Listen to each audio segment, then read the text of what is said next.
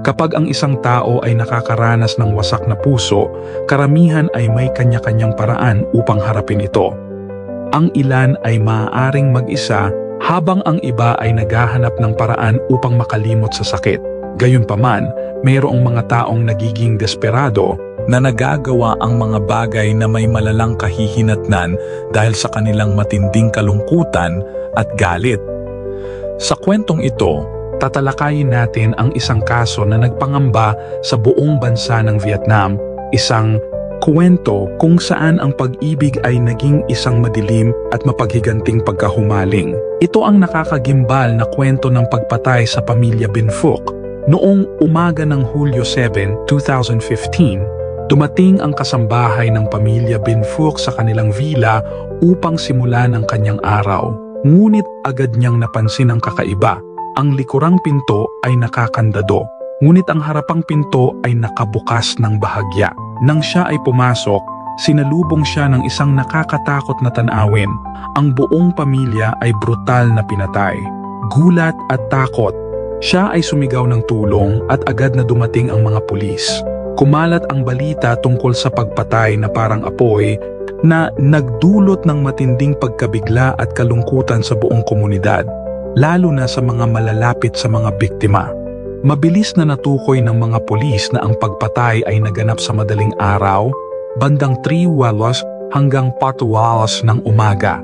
Dahil sa matinding presyon mula sa komunidad at gobyerno, sila ay nagtrabaho ng walang tigil upang malutas ang kaso. Sa loob ng 3 araw, sinisiyasat ng mga investigador ang eksena ng krimen, habang ang mga pathologist ay nagsasagawa ng autopsy sa mga biktima. Buong bansa ay naghihintay ng kasagutan.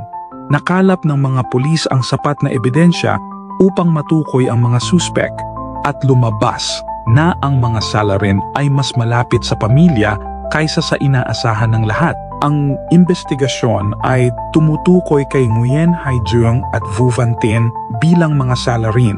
Malaki ang naging papel ng forensic evidence, mga fingerprint, bakas ng dugo, at iba pang pisikal na ebidensya na natagpuan sa eksena ang nakatulong sa mga pulis upang matukoy kung sino ang naroon sa panahon ng pagpatay. Si Duong, na dating kasintahan ng isa sa mga biktima na si Lam Linh, ay agad na naging sentro ng interes. Ang kanyang pag-uugali sa libing ng biktima, kung saan siya ay labis na emosyonal, ay nagdulot ng hinala sa mga investigador. Habang patuloy ang investigasyon, mas maraming koneksyon sa pagitan ni Duong at ng krimen ang natuklasan. Ang mga pahayag ng mga saksi at tala ng telepono ay lalong nagpatibay sa kaso laban sa kanya. Ang kasambahay na nakadiskubre sa mga bangkay, kasama ng iba pang malalapit sa pamilya, ay nagbigay ng mahalagang impormasyon na nakatulong sa mga pulis upang mabuo ang timeline at dinamika ng krimen. Sa parehong araw na natukoy ang mga suspek, mabilis na kumilos ang espesyal na task force upang arestuhin sina Duong at Tien. Natagpuan si Vu Van Tin sa Ninh Binh at si Nguyen Hai Duong sa Binh Duong. Mabilis na inilabas ng mga autoridad ang utos upang detenihin ang dalawang lalaki sa loob ng 4 na buwan habang iniimbestigahan ang mga paratang ng pagpatay at pagnanakaw. Sa simula, si Duong ay hindi nakikipagtulungan at tumangging magsalita hanggat wala ang kanyang abogado, ngunit ang ebidensya laban sa kanya ay hindi matatanggihan. At sa huli, pareho siya at si Tien ay umamin sa kanilang mga krimen. 1 buwan ang lumipas at natuklasan na may isa pang tao na sangkot, si Chung Din. Ang mga mensahe na natagpuan sa cellphone ng isa sa mga biktima ay nagpakita ng connection sa kanya na nagdulot ng kanyang pag-aresto. Bagamat si Chung ay nakipagtulungan sa investigasyon, ang kanyang paglahok ay nagpakita na ang plano ay mas komplikado kaysa sa inisyal na akala.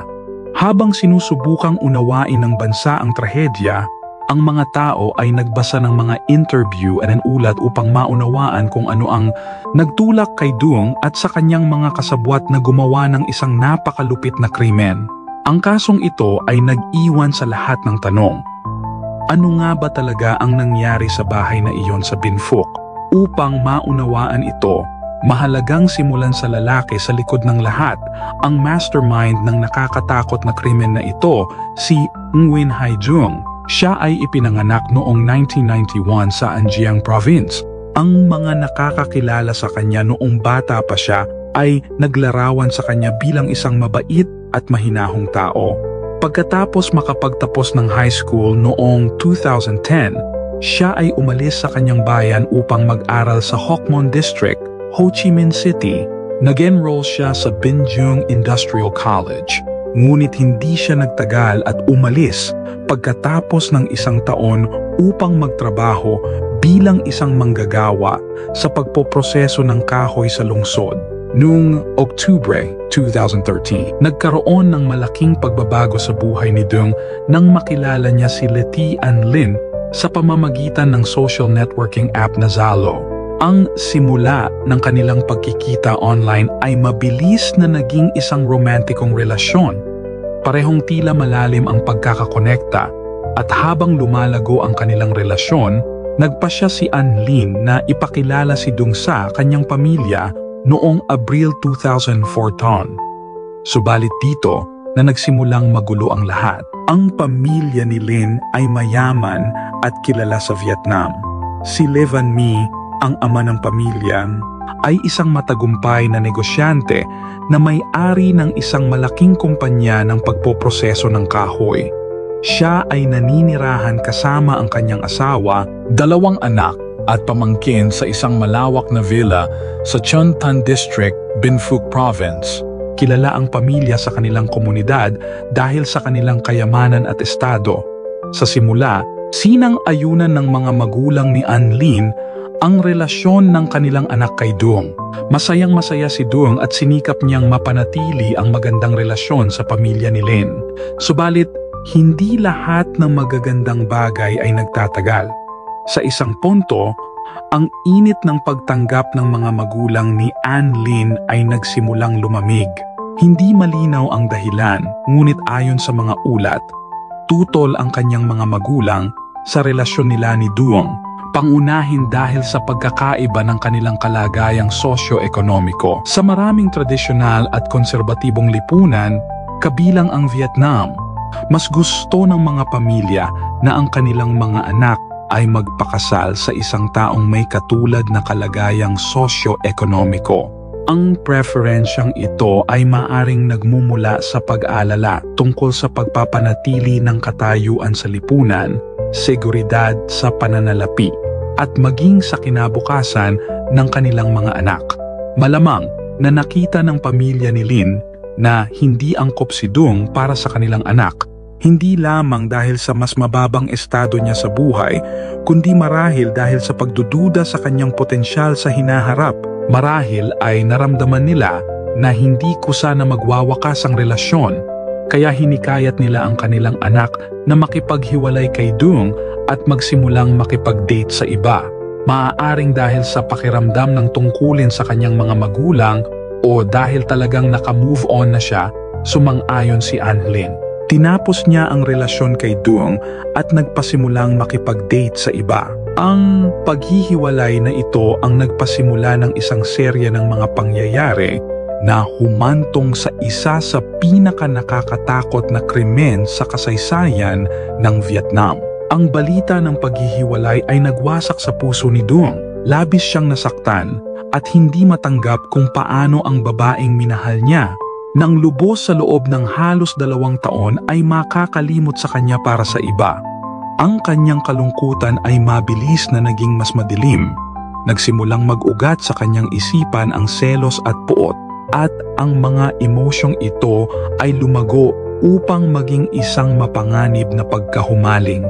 Sa kanyang sirang pag-iisip, kung hindi niya maaaring makuha si An Lin, wala rin dapat. Kahit na tapos na ang kanilang relasyon, patuloy na nakipag-ugnayan si Dung sa 14 taong gulang na pinsan ni An Lin na si Du Min Vi. Bilang isang batang teenager na mahilig sa online gaming at nangangailangan ng pera, madaling naimpluwensyahan si Vi ni Dung.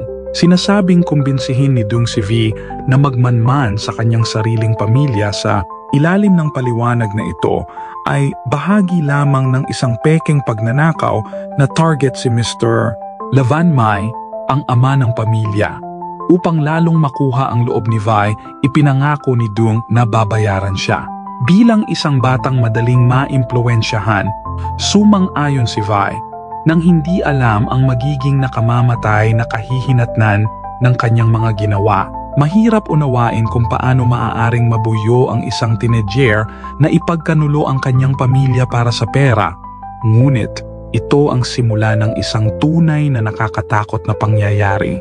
Hindi tumigil si Dung dito. Sinubukan niyang kumbinsihin ang iba pa na tumulong sa kanyang baluktot na plano. Ang kanyang unang pinili ay isang kaibigan na nagngangalang Tran Dinh Thuy. Ipinangako ni Dung kay Thuy na bibigyan siya ng bahagi sa ari-arian ng pamilya kung tutulong siya.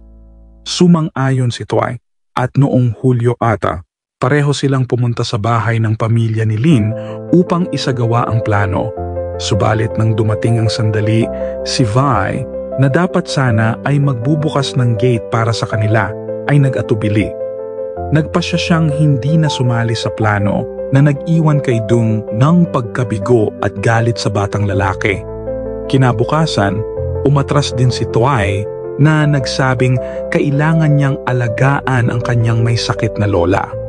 Ang pangyayaring ito ang nagtulak kay Dung na lumapit sa isa pang kaibigan, si Vu Van Tien, upang pumalit kay Thuy noong hapon ng Hulyo 7. Nagkita sina Dung at Tien sa isang kapehan at inanyayahan ni Dung si Tien na sumama sa pagnanakaw sa mayamang pamilya sa Chun Tan, Binh Phuc. Si Tien, na desperadong nangangailangan ng pera, ay agad na sumang-ayon ng walang pag-aatubili.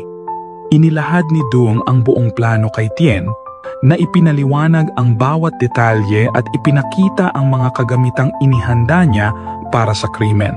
Upang maisagawa ang kanyang plano, maingat na naghanda si Dung ng iba't ibang kasangkapan, kabilang ang isang pellet gun, electric gun, switchblade, guantes, zip ties, baton, at pepper spray. Itinago niya ang mga ito sa isang boarding house ng kanyang kamag-anak sa Hoc Mon, naghihintay ng tamang oras upang kumilos. Sa kabila ng paunang pag-aatubili, muling nakuha ni Dung ang tiwala ni Vi na buksan ang gate para sa kanila kapag dumating ang oras. Ngunit ang pagpayag at tulong ni Vi ay magdudulot ng nakamamatay na kahihinatnan. Sa madaling araw ng Hulyo 7, bandang 1 ng umaga, dumating sina Dung at Tien sa bahay ni Anlin. Tapat sa kanyang pangako, tahimik na binuksan ni Vi ang gate para sa kanila na naniniwalang ito ay isang pekeng pagnanakaw lamang.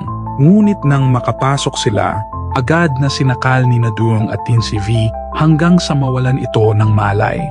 Nang walang pag-aatubili, sinaksak ni Dung si Vi ng maraming beses na agad na ikinamatay nito. Ang brutal na kilos na ito ay dulot ng galit ni Dung kay Vi dahil halos umatras ito sa plano ilang araw bago ang pangyayari. Ang batang lalaki ay walang pagkakataon na kumilos dahil lahat ay nangyari sa isang iglap. Pagkatapos patayin si Vi, nagtungo sina Dung at Tien sa ikalawang palapag ng bahay kung saan natagpuan nila si Lin at ang kanyang 4 taong gulang na pinsan na parehong nagulat sa pagdating ng mga intruder.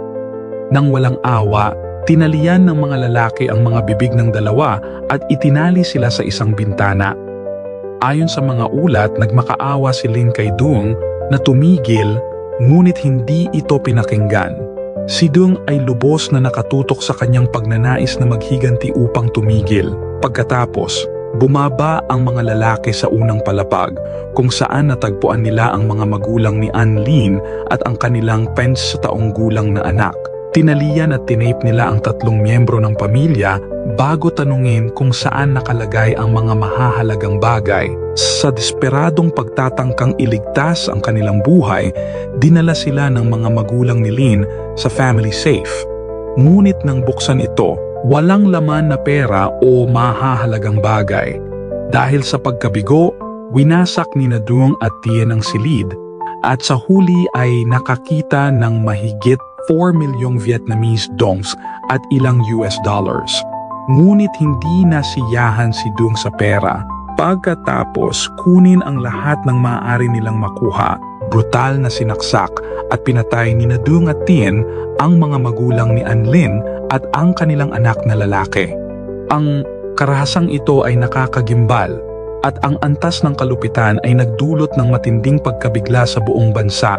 Pagkatapos gawin ang brutal na pagpatay sa unang palapag, bumalik si Dung sa ikalawang palapag kung saan nakatali pa rin sina An Lin at ang kanyang pinsan na Sinhu.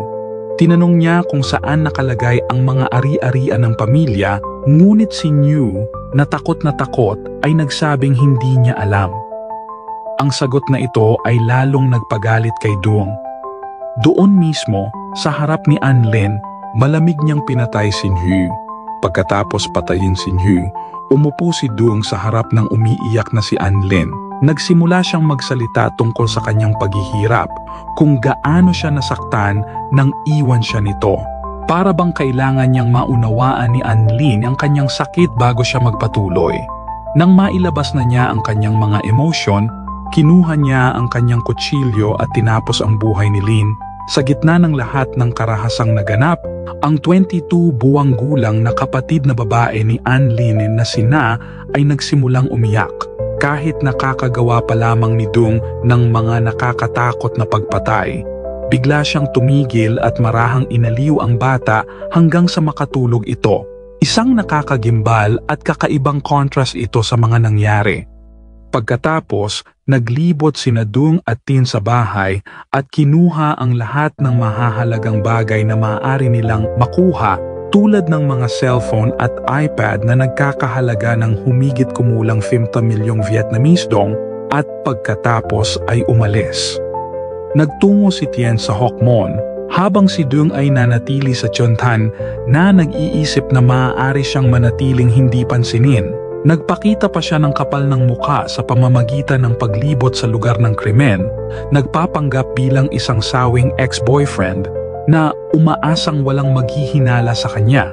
Ngunit ang mga pulis ay may sapat na ebidensya na tumuturo sa kanya at mabilis nilang natukoy ang kanyang pagkakasangkot. Nang magsalita na si Dung, dinala siya ng mga pulis kasama si Tien pabalik sa villa noong Agosto 11 upang i-reenact ang krimen. Ang buong reenactment ay tumagal ng halos 5 oras at lahat ay tumugma sa mga natuklasan na ng mga autoridad.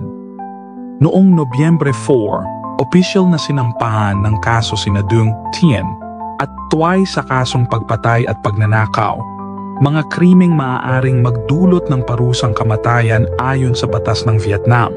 Sumailalim din sina Dung at Tien sa psychological evaluation na nagpatunay na sila ay ganap na may malay sa kanilang ginawa at maaaring panagutin para sa kanilang mga aksyon. Noong Disyembre 17, 2015, ginanap ang unang paglilitis sa Binh Phuc People's Court sa Chon Tan District.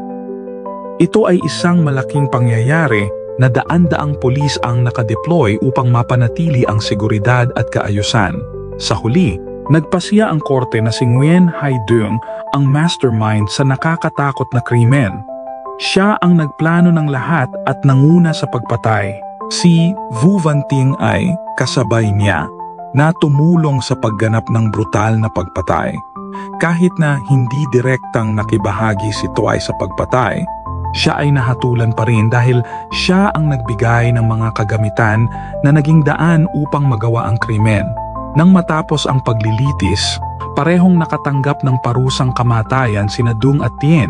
Sinubukan nilang mag-apela, umaasang magbabago ang hatol, ngunit mabilis na tinanggihan ang kanilang mga apela.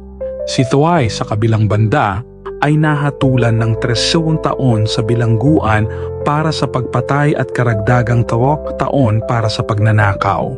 Kahit na hindi siya direktang kasangkot sa aktwal na krimen, malinaw na ang kanyang papel sa pagbibigay ng mga kagamitan ay itinuring na mahalaga. Tila tahimik na tinanggap ni Dung ang kanyang kapalaran, ngunit si Tien ay halatang nanginig at umiyak nang basahin ang kanyang hatol.